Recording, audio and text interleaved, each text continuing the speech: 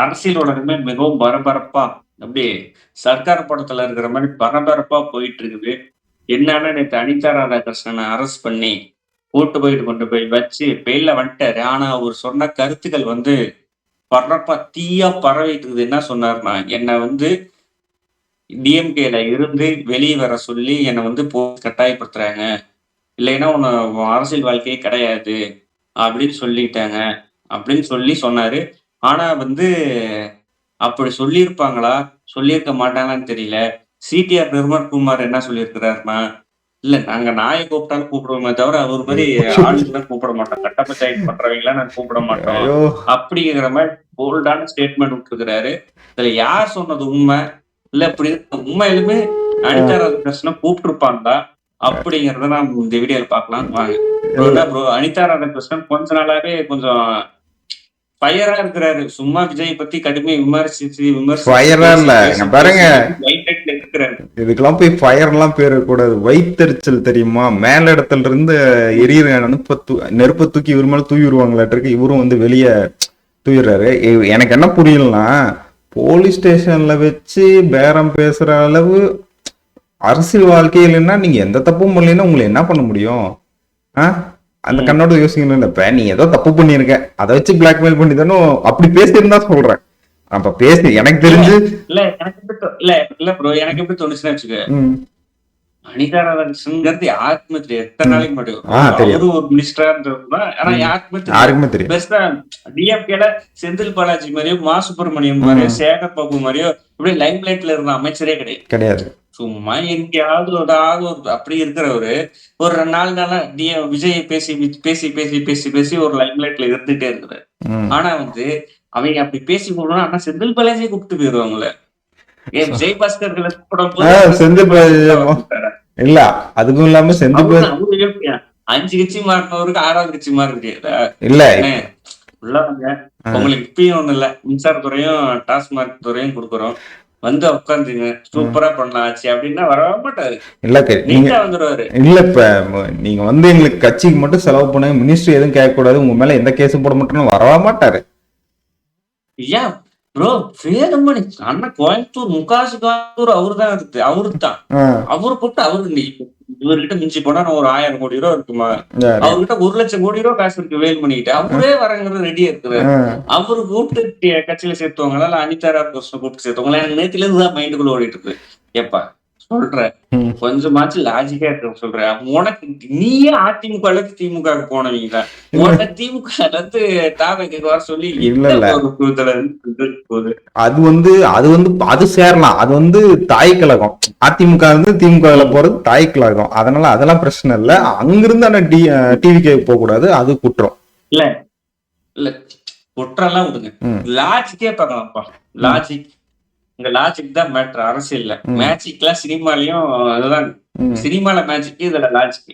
அப்படி கூப்பிட்டுருப்பாங்கன்னு நினைக்கிறீங்களா? போலீஸ்ல கொண்டு போய் வேற வேலை இல்ல, அரெஸ்ட் பண்ணி தான் கட்சி விட்டு இப்படி அவர் அடிச்சிட்டாங்க. வெளியே வந்து பிரஸ்ல சொல்லுவாருன்னு கூட அவருக்கு தெரியாது. மக்கள் விஜய்க்கோ போலீஸ்க்கோ தெரியாது. இப்ப நம்ம இந்த ஒரு டாபிக்கே வீடியோ பேசுறதே வேஸ்ட்.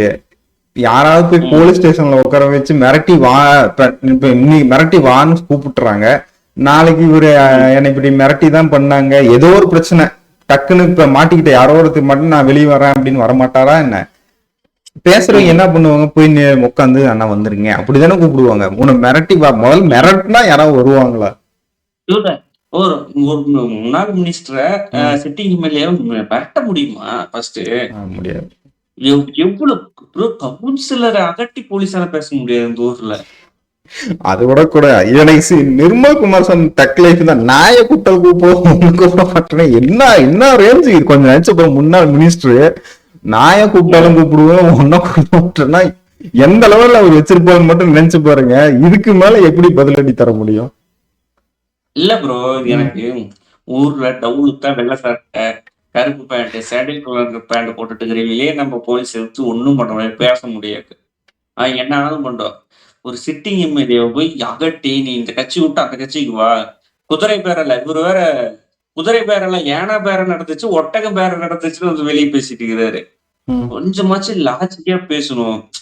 பயங்கரமான ஸ்கிரிப்ட், பயங்கரமா யாரு இதை பண்ணான்னு தெரியல. போன் பண்ணி எனக்கு தெரிஞ்சு போலீஸ் போன் வந்திருக்கும் மேலிடத்துல இருந்து. மேலிடம்னா இந்த தாவேக மேலிடம் இல்ல, டிஎம்கே மேலிடத்துல இருந்து அனிதா ராதாகிருஷ்ணன் அரெஸ்ட் பண்ணியிருக்கேன், அவர்கிட்ட போன் கொடுங்க தம்பி, வெளியே வந்தோட இந்த ஸ்கிரிப்ட் மறக்காம சொல்லிடணும். குதிரை பேர் நடந்துச்சு, யானை பேர் நடந்துச்சு, ஒட்டக பேர் நடந்துச்சுன்னு சொல்லணும். என்னை வந்து டிஎம்கேல இருந்து தாவேக்கல வந்து சேரணும், இல்லைன்னா உன்னை பிடிச்சி உள்ள போட்டுருவோம், கேஸ் எல்லாம் போடுவோம், ஏகப்பட்ட கேஸ் போட்டு உன்னை உள்ள வைப்போம் அப்படின்னு சொல்லியிருப்பாங்க. பின்னாடி நம்ம தம்பிக்கு பாரு, நம்ம பின்னாடி டிஎம்கே ஐடிவிங் இருக்கு, நாம் தமிழர் இருக்குது, அதுக்கப்புறம் வந்து சன் நியூஸ் இருக்குது, கலைஞர் செய்திகள் இருக்குது, ஏடிஎம்கே சொல்லுங்க, 2 பேரும் கூட்டணி போட அப்ப ஏடிஎம்கே இருக்குது. 4 பேர் சேர்ந்துட்டு தாம்பா நடந்துச்சு. இப்ப குதிரை பேர் நடந்துருக்கும்ல, இப்ப காங்கிரஸ் வெளியே போயிட்டான், திருமாவளவன் கட்சி வெளியே போயிருச்சு, ஐஎம்எல் போயிருச்சு, இந்த இது கம்யூனிஸ்ட் கட்சி 2 பார்ட்டிஸ் போயிருச்சு. அப்படிங்கும்போது இப்ப விஜய் பாஸ்கர்கள் வராங்க, இப்ப குதிரை பேரமா, அப்புறம் வைகோ வந்திருக்கிறாரு, இத்தனை பேர் வந்திருக்காங்க போது கண்டிப்பா நடந்திருக்கும் அப்படியே மக்களை மடுமட்டி ஆக்கி நம்ம வச்சிடலாம்பா அப்படிங்கிற மாதிரி ஒரு இதுல வந்து ஸ்கிரிப்ட் ரெடி பண்ணியிருக்காங்க. கொஞ்சம் கூட ஒர்க் அவுட் ஆகும் இந்த ஸ்கிரிப்ட். எந்த நம்பிக்கையில் இந்த ஸ்கிரிப்ட் ஒர்க் அவுட் ஆகும், யாரு இது இனிஷியேட்டிவ் பண்ணாங்கன்னு எனக்கு தெரியல. இல்ல இது உங்களுக்கு தெரியுமா யார் இனிஷியேட்டிவ் பண்ணிருப்பாங்க அந்த ஸ்கிரிப்ட்? இல்ல இவரே வந்து பண்ணிருப்பாரா? அனிதா இவரே பண்ற அளவு வாய்ப்பு இங்க பாரு, 5 வருஷமா இருந்த இடம் தெரியல, இன்னைக்கு கேமரா முன்னாடி இவ்வளவு தைரியமெல்லாம் பேசக்கூடிய ஆள் கிடையாது. நம்ம என்ன சொல்றோம்னா, இவங்க டிஎம்கே நான் என்ன சொல்றேன், அவங்க தோத்துட்டங்கிறது ஒத்துக்க மாட்டேங்கிறாங்க. இதுதான் பிரச்சனையே. இல்ல இன்னும் இவரு கூட பாருங்க, நான் 6 மாசத்துல ஆச்சு, இன்னும் 6 மாசம் எலெக்ஷன் வரும்போது ரெடியா இருக்கு முக ஸ்டாலின் அவர் எதுவுமே சொல்றாரு. அதுதான் பிரச்சனையே. இப்ப பழனிசாமி ஒரு மாசத்துல வந்து ஆட்சி மாறும் போது எல்லாம் ரெடியா இருக்கு. எந்த தைரியத்துல வந்து இப்ப சிபிஎம் லீடர்ஸ் வந்து சொல்றாங்க, நாங்க வந்து இதெல்லாம் எந்த தைரியத்துல எல்லாம் இப்படி சொல்லிட்டு இருக்கிறாங்கன்னு எனக்கு தெரியல, ஆட்சியெல்லாம் கவலைப்படுறதுக்கு வாய்ப்புல 5 வருஷம் சுமூகமா நடக்கும் அப்படின்னு இருக்கிறாங்க. இப்ப சொல்றாங்க இவங்க இங்கெல்லாம் அவங்க ஒரு கற்பனை உலகத்துல, அதாவது ஆட்சி எலெக்ஷனுக்கு முன்னாடி டிவிக்கே பார்த்து எல்லாம் கற்பனை உலகத்துல இருக்காங்க, சும்மா 2 வருஷத்துல கட்சி ஆரம்பிச்சு ஆட்சி பிடிச்சிடலான்னு ஒரு கற்பனை உலகத்துல இருக்காங்க அப்படின்னு நினைச்சிட்டு இருந்தாங்கல்ல. அப்படியே ரிசல்ட் மாறினோடனே அவனுங்க தான் உண்மையா நினைச்சிட்டு இருக்காங்க. இப்ப இவங்க கற்பனை உலகத்துல போயிட்டாங்க, இவங்க கற்பனையா நினைச்சிட்டு இன்னும் 6 மாசம் தான், எல்லாம் யாரோ ஒரு எம்எல்ஏவோ காசு கொடுத்து நம்ம பக்கம் வாங்கிடலாம். அவன் மாஸ்டர் மைண்டா அதிமுக கட்சியே உருவிட்டு இருக்கான், என் குடல் ஒரு மாதிரி உருவிட்டு இருக்கான், ஒரு கட்சியே இல்லாத மாதிரி பண்ணிட்டு இருக்கான். அண்ணன் வேலுமணி மட்டும் வரட்டும், முடிஞ்சது. டிவிக்கு என்ன ஸ்ட்ராங் ஆகும் போது கொங்கு பெல்ட்லதான் கொஞ்சம் அடி வாங்கிச்சு, கொங்கு பெல்ட் ஸ்ட்ராங், விஜய் பாஸ்கர்கள் புதுக்கோட்டை பக்கம் ஸ்ட்ராங்கு, கரூர் பக்கம் ஸ்ட்ராங்கு. இப்பயே சொல்றேன், இந்த அங்க இருக்க ஒரு அதே ஆதரவு கொடுத்த எல்லாத்தையும் தூக்கிட்டாங்கன்னா ஏடிஎம்கேன்னு ஒரு கட்சி இருக்காது, விஜய் மட்டும் டிஎம்கே மட்டும்தான். அதான் ஸ்கிரிப்ட் பிரகாரம் வருங்காலத்துல விஜய் விசஸ் உதயநிதி தான், வேற யாரும் கிடையாது சொன்னா. ஏன்னா டிஎம்கே கிட்ட என்ன முடியாத பணம் இல்ல, பணமோ பணம், அதனால அதை வச்சு அவங்க எவ்வளவு தாக்கு பிடிக்கும். ஆனா ஏடிஎம்கே அப்படி கிடையாது. இவரு எடப்பாடி அவரு காசெல்லாம் போட மாட்டாரு, அந்த கட்சியை நம்பி யாராவது முன்ன இருந்த மணி ஃப்ளோ இருக்காது, மணி ஃப்ளோ இல்லைன்னாவே ஜெயிக்காது. இப்பயே ஜெயிக்கல, ஆட்சியில் 10 வருஷம் ஆட்சியில் இல்லைன்னா மணி பிளாக் மணி எடுக்கணும் பண்ணணும், அதுக்கெல்லாம் ஏகப்பட்ட ரிஸ்க் இருக்கு, எடுத்தா மாட்டிப்பாங்க. இல்ல எடுத்தா மாட்டிப்பாங்கிறத விட காசு இல்ல, இறந்ததுக்கு கட்சி மீட்டிங் அது செலவு பண்ணி இது செலவு பண்ணி. இப்ப டிஎம்கே பாத்தீங்கன்னா எவ்வளவு பிரம்மாண்டமா நடந்துச்சு மீட்டிங்ல. ஆனா அதிமுக பார்ட்டிஸ்ல 10,000 கோடி 20,000 கோடி வச்சிருக்கோம்ல, நீ ஈஸியா விட்டுட்டு இருக்க. விஜய் பாஸ்கர்களுக்கு எல்லாம் குறைச்சபட்சம் 10,000 கோடிக்கு மேல இருக்கும், அவங்கள ஈஸியா கட்சி விட்டுட்டு இருக்கிறீங்க போது இப்ப மணி ஃப்ளோயிங் இருக்கிற ஒரு சிலர் தான் இப்ப ஏடிஎம்கே இருக்காங்க. அப்படி டிஎம்கேல அப்படி கிடையாது. இவங்கிட்ட 10,000 கோடி, அவங்ககிட்ட சர்வசாதாரண ஒரு 20,000 கோடி இருக்கும்பா. 20,000 கோடி வச்சிருக்காங்கன்னா அவங்ககிட்ட ஒரு 30,000 கோடி இருக்கும்பா. இப்ப அனிதா ராதாகிருஷ்ணன் நம்ம சுமார் ஒரு 1000 கோடி ரூபாய் இருக்குங்கிற மாதிரி பேசுறோம்னா, இப்ப எல்லார்கிட்டயும் அவங்களுக்கு காசு மேல வச்சிருப்பாங்க. இல்ல நம்ம அதுதான் சொல்றோம். இப்ப இவங்க இது ஒத்துக்கவே மாட்டாங்க. டிஎம்கே இப்ப ஏடிஎம்கே என்ன ஆயிடுச்சுன்னா, அவங்களுக்கு வந்து 10 வருஷமா பவர்ல இல்ல, ஒரு டிவிகே கூட போய் ஜாயின் பண்ணா மினிஸ்ட்ரியாவது கிடைக்கும் அப்படின்னு தான் பிளான். நம்ம 10 வருஷமா சம்பாதிக்கலப்பா, அட்லீஸ்ட் இருக்கிறதை காப்பாத்திக்கிட்டு ஒரு மினிஸ்ட்ரி வாங்கிட்டு ஓட்டுவோம், ஒரு 5 வருஷம் ஓட்டுவோம்னா அதுக்கு இவரு ஒத்துக்கல, எடப்பாடி ஒத்துக்கல. அதுதான் பெரிய டிராபேக் ஆயிடுச்சு. இப்ப கட்சியே இல்லாத மாதிரி ஆக போகுது. சரி, நம்ம எங்கெங்கயோ போயிட்டோம், இந்த விஷயத்துக்கு வருவோம். சரியான மொக்க, ஆனா ஒரு இன்ட்ரெஸ்டிங்கா பண்றாங்கப்பா. டிஎம்கே டெய்லி ஒரு என்டர்டைன்மெண்ட் கொடுத்துறாங்க, ஏதோ ஒன்று பண்ணி. இல்ல தாவேக கொஞ்சம் அரசியல்ல கொஞ்சம் லூப் கோல் விடுறாங்களா தொய்வு ஏற்படுது. ஆமா அவைகளுமே கொஞ்சம் இன்ட்ரெஸ்டிங். டிஎம்கேக்கு கொஞ்சம் இப்படி டஃப் கொடுக்கணும். ஆனா இவங்க fight பண்ணணும். இல்ல உண்மையை சொல்லணும்னா இவங்க நல்லதை பண்ணணும்னு நினைக்கிறாங்க. இவங்க எப்படா பண்ணிடுவாங்கன்ட்டு இவங்க அது ஒரு அங்கங்க போய் கிறுக்கு பிடிக்கிறது. அது கொஞ்சம் ஒரு தொய்வு மாதிரி தான். இப்ப டிவிக்கு ஒரு ஐடியும் கொஞ்சம் லைட்டா தொய்வு ஆயிருக்காங்க மாதிரிதான் தெரியுது. ஆனா அவங்க தொய்வுன்னா ரெஸ்டிங் டைம் தான் நான் சொல்லுவேன். பீக் அடிச்சாங்கன்னா டிஎம்கே கேமுக்கு எல்லாம் காலியாகி போயிடும். இன்னும் ஏதாவது எனக்கு தெரிஞ்சு எங்க 2007-9 வந்த வீடியோலாம் எடுத்து போடுறானுங்க. இது என்னது இது என்னதுன்ட்டு. அப்படி இருக்க ஐடிவிங் டீம் டிவிக்கு அது சும்மா உடம்பு சொல்ல முடியாது. கொஞ்சம் ரெஸ்ட் எடுக்கலாமே. கொஞ்ச நாள் ஒர்க் பண்ணாங்க. ஒரு 50 நாள் இவ்வளவு நாள் ஓடிட்டாங்க. ஒரு 10 நாள் ரெஸ்ட் எடுக்கட்டும். இவங்க இந்த அது வரைக்கும் இந்த காமெடி எல்லாம் பண்ணிட்டோம். இல்ல அனிதா ராதாகிருஷ்ணன் சொன்னது அவருக்கே தெரியும். போய் நீ சிரிச்சு மனசுக்குள்ள சிரிச்சுட்டே சொல்லியிருப்பாரு. அதை வச்சு டிஎம்கே ஐடிவி நல்லா பிளே பண்றாங்க. அது பண்ணட்டும். போர் அடிச்சிட்டு இருக்கிறேன். இல்ல ஆனா பயங்கரமா செலவு பண்றாங்க ஐடிவிங்குக்கு. நம்ம முன்னெல்லாம் பார்த்தோன்னா டிவிகே மட்டும்தான் அடியில் இருக்கும். எந்த ஒரு போஸ்ட் பார்த்தோன்னா டிவிகே மட்டும்தான் அதிகமா இருக்கும். ஆனா இப்பெல்லாம் டிஎம்கே தான் அதிகமா, டிவிகே விட டிஎம்கே அதிகமா இருக்கு. அவ்வளோ செலவு பண்றாங்க ஐடிவிங்குக்கு. அப்படிங்கிற பட்சத்துல டிவிகே ஐடிவிங்க வந்து கட்டா குஸ்தி எரிக்க போயிட்டாங்க. அவர் கொஞ்சம் லூஸ் டாக் விட்டு அவர் கொஞ்சம் அடி பொழந்துட்டு இருக்கிறாங்க. கொஞ்சம் நாள் இந்த பக்கம் ரெஸ்ட் விட்டுட்டு நாங்க அந்த பக்கம் போறோம்னு போயிட்டாங்க. தம்பி நம்மளுக்கு சினிமா வேணாம், சினிமாவை நம்ம மறந்துருங்க, இந்த பக்கம் அரசியலுக்கு வாங்க. அதுல அது வேற அடுத்தது ஜெயிலர் 2 வேற ஒரு வரிசை அடிக்கிறதுக்கெல்லாம் பசங்க அங்க கிளம்பிட்டாங்க. வரிசை கட்டிட்டு நான் பாக்குறேன். இந்த இதுல விஜய் வந்தா முட்டை எடுத்து அடிப்பேன்னு சொல்லிட்டு ரஜினியோட ஃபேன்ஸ் தலைவர் ஒருத்தர் சொன்னான்ட்டு ஒரு ஆடியோ அதை எடுத்து போட்டுட்டு ட்ரெண்ட் ஆக்கிட்டு இருக்கானுங்க. வா வா ஜெயிலர் 2 இப்ப நாங்க யாருன்னு தெரியும். டே நம்மளாம் அவளை விட்டு வந்தாச்சு தம்பி.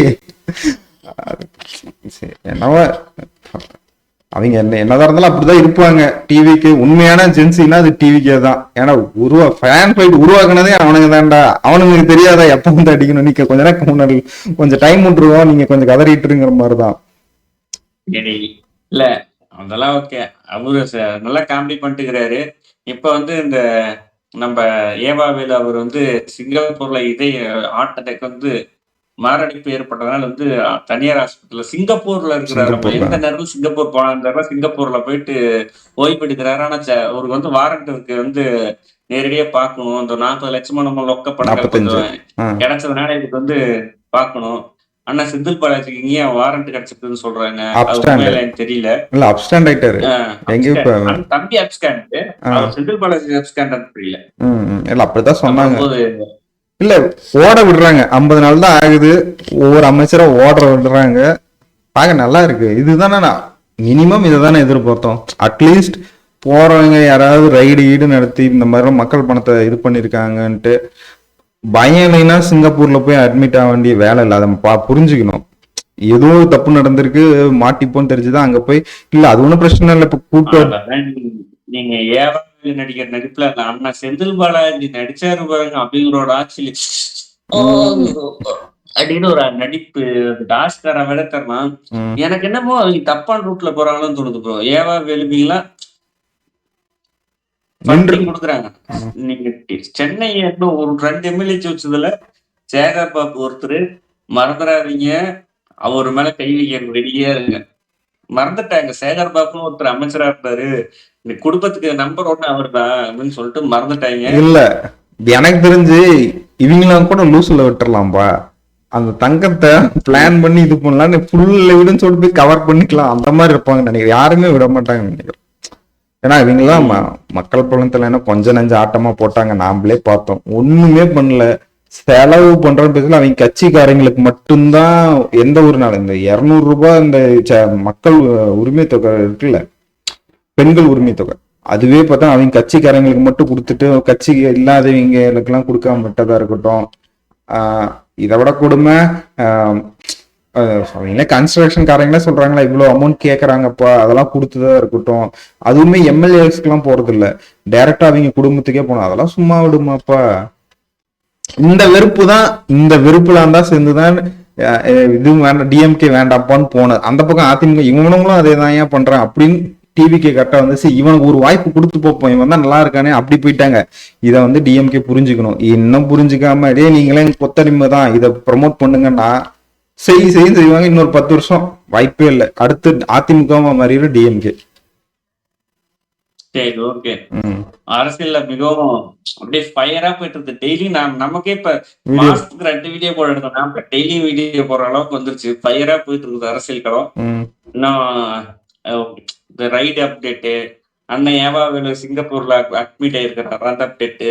அண்ணன் இவரு அனிதா ராதாகிருஷ்ணன் ஸ்கிரிப்ட் செம்மையா பயன்படுத்தி வந்து பயங்கரமா அப்பா சங்கரோட இல்ல, சங்கர மிஞ்சிட்டு அப்படிங்கிற மாதிரி ஒரு 3 ஸ்கிரிப்ட் நாள்ல வந்து வச்சிருக்காங்கல்ல. இதுக்கு என்கொயரி கூப்பிட்டுருக்காங்க. 3 நாள்ல கண்டிப்பா வரமாட்டாரு. அது என்ன பண்றாங்கன்னு, அல்லது இடியே டைரக்டா அங்க வாங்கிட்டு போய் அவங்க சொந்த டாக்டர் வச்சு நாங்க பரிசோதிச்சுட்டு தான் அனுப்புவோங்கிறாங்களா? அதெல்லாம் பார்க்கலாம், செம்மையா இருக்கும். இதான் லஞ்ச ஒழிப்பு துறைக்கு வந்து நாங்க கமிஷனர் போடல.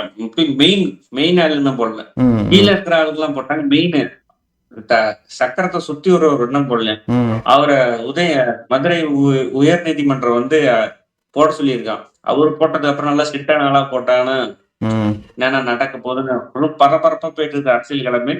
பரபரப்பான வீடியோட அடுத்த வீடியோல சந்திப்போம். இல்ல, நன்றி. கடைசியா ஒரு எக்ஸ்க்ளூசிவ் மாதிரி ஒண்ணு சொல்லலாம். விஜய் வந்து ஜூலை 10 வந்து கரூர் போறதா இருக்காரு. அப்ப வந்து அந்த 41 குடும்பத்துக்கும் கவர்மெண்ட் வேலை தர போறாராம். ஒருத்தர் அவங்க தகுதிக்கு ஏத்த மாதிரி கவர்மெண்ட் வேலை தர போறாராம். பார்ப்போம். அதுக்கு முன்னாடி நியூஸ்லாம் அந்த மாதிரி வந்துட்டு இருக்கு. அதுக்கு முன்னாடி இந்த மாதிரி எக்ஸ்க்ளூசிவ் நியூஸை நம்ம கண்டிப்பா பேசுவோம். அதோட இந்த வீடியோ முடிச்சு மறக்காம சப்ஸ்கிரைப் பண்ணுங்க டெய்லி கச்சேரி.